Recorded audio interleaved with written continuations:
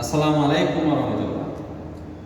Doctor Mohammad Yunus স্যারকে বলবো, আপনি যত রাজনীতি আলাদাকে নিয়ে, যত পেশাজীবীদের নিয়ে, যত মানুষকে নিয়ে আপনি মিটিং করেন, আপনি ডায়ালগ করেন, যা ইচ্ছা তা করেন, তাতে কোনো সমস্যা নেই।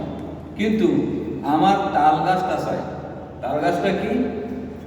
যত তাড়াতাড়ি করেন নির্বাচন কখনো সংস্কারের আগে হবে না।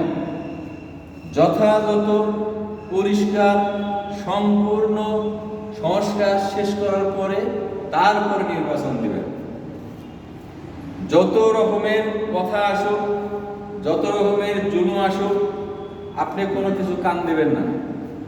আপনি যখন নোবেল বিজয় নিয়ে বাংলাদেশে আসছিলেন, তখন আপনাকে সংবর্ধনা দেওয়া হয়েছিল আমাদের তৎকালীন রাষ্ট্রপতি ইয়াজউদ্দিন সাহেব।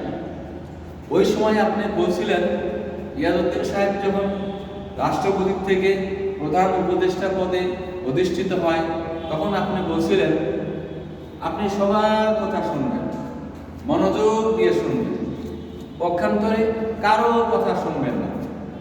এর অর্থ হলো সবার কথা শুনবেন, সিদ্ধান্ত নেবেন আপনি। ঠিক সেই কথাটাই আজকে আমি আপনাকে ফেরত দিচ্ছি।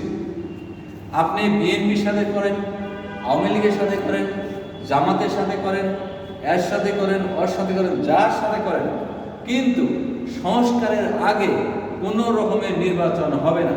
এটা 1 বছর লাগতে পারে, 2 বছর লাগুক, 3 বছর লাগুক, যত সময় লাগে লাগুক। আব্দুল ওহাব, সাম্প্রতিক টিভি।